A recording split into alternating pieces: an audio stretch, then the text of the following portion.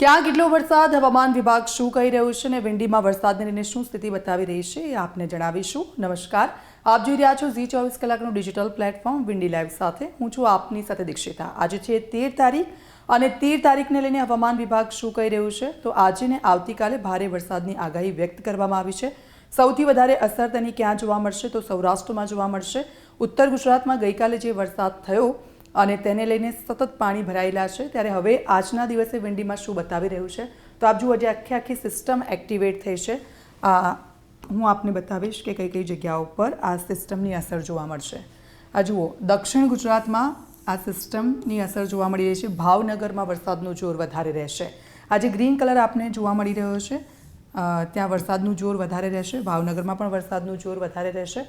બીજી તરફ આખી સિસ્ટમ અમે આપને અહીંયા બતાવી રહ્યા છે। આ ભોપાલ છે, આગ્રા છે, અગર છે, ઇતરાસી છે, ઇન્દોર છે। આ ઇન્દોરમાં આખી સિસ્ટમ એક્ટિવેટ થઈ છે અને તેની અસર ધીરે ધીરે ગુજરાત છે, એટલે દક્ષિણ ગુજરાત અને સૌરાષ્ટ્રના વિસ્તારોમાં સૌથી વધારે જોવા મળી રહી છે અને તેને લઈને હવામાન વિભાગ તરફથી આગાહી તો કરી છે, સાથે સાથે સૂચનાઓ પણ આપવામાં આવી છે કે દરિયા કિનારાના જે વિસ્તારો છે, એટલે આ જે આખા વિસ્તારો છે, આખો દરિયાનો જે પટ્ટો છે, ત્યાં વરસાદનું જોર વધારે રહેશે। દ્વારકા છે, પોરબંદર છે, જૂનાગઢ, વેરાવળ, ઉના, મહુવા છે, અલંગ છે, ભાવનગર છે, આ જે વિસ્તારો છે કે જ્યાં વરસાદનું જોર સૌથી વધારે રહેશે। સાથે સાથે 30 થી 40 કિલોમીટરની ઝડપે પવન ફૂંકાવાની શક્યતા છે, એટલે માછીમારોને દરિયો ન ખેડવા માટેની સલાહ આપવામાં આવી છે। સાથે દક્ષિણ ગુજરાત તરફ આપણે આવીએ છીએ તો દક્ષિણ ગુજરાતમાં વલસાડ છે, ત્યાં પણ વરસાદ રહેશે ને અત્યારે છૂટો છવાયો વરસાદ ત્યાં ચાલી રહ્યો છે। હવે આખી આ સિસ્ટમ આપ જુઓ, અને આ સિસ્ટમ જે અહીંયા એક્ટિવેટ થઈ છે તેની અસર સુરત પર વધારે રહેશે, વ્યારામાં વધારે રહેશે, નવાપુરામાં વધારે રહેશે, આહવામાં જોવા મળશે, ભરૂચ છે, રાજપીપળા છે, ત્યાં છૂટો છવાયો વરસાદ આજના દિવસે થઈ શકે છે। 1 વાગ્યા પછીની આપણે વાત કરી રહ્યા છીએ। દર 4 કલાકે આ સિસ્ટમ છે એ અપડેટ થતી હોય છે। હવામાન વિભાગે તો આગાહી કરી છે, સાથે સાથે અંબાલાલ પટેલે પણ આગાહી કરી છે કે વરસાદની આ જે સિસ્ટમ છે તેની અસર 2 દિવસ અહીંયા રહેશે ને ત્યારબાદ 23 તારીખે ફરી એકવાર વરસાદનો બીજો રાઉન્ડ શરૂ થવાનો છે, એટલે વરસાદનું જોર થોડા સમય પછી ઘટી શકે છે અને ફરી એકવાર બીજો રાઉન્ડ શરૂ થવા જઈ રહ્યો છે। હવે દક્ષિણ ગુજરાતમાં તો વરસાદની અસર અહીંયા જોવા મળી રહી છે, પણ હવે સવાલ એ થતો હશે કે ઉત્તર ગુજરાત અને મધ્ય ગુજરાતનું શું છે?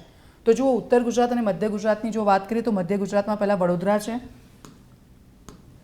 વડોદરા છે, ત્યાં છૂટો છવાયો વરસાદ થઈ શકે છે। ચાંપાનેરમાં, બોડેલીમાં, ડભોઈમાં થઈ શકે છે, આણંદમાં થઈ શકે છે, બોરસદમાં વરસાદનું અહીંયા સિસ્ટમ બતાવી રહી છે, તારાપુરમાં ધીમે ધારે વરસાદની શરૂઆત થઈ શકે છે, ખંભાતમાં થઈ શકે છે, એટલે આ બધા જે વિસ્તારો છે ત્યાં પણ વરસાદની અસર જોવા મળશે।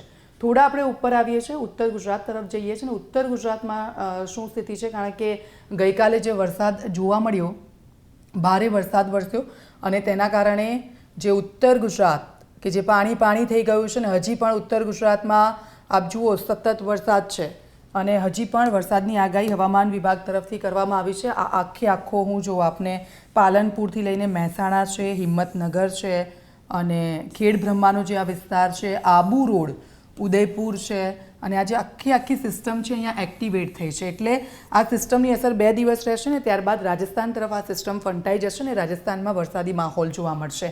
પણ ઉત્તર ગુજરાતમાં અત્યારે ધોધમાર વરસાદ છે ને હજી પણ વરસાદની શક્યતાઓ હવામાન વિભાગ તરફથી વ્યક્ત કરવામાં આવી છે। તો આવી જ અપડેટ્સ માટે આપ જોડાયેલા રહો ઝી 24 કલાક સાથે।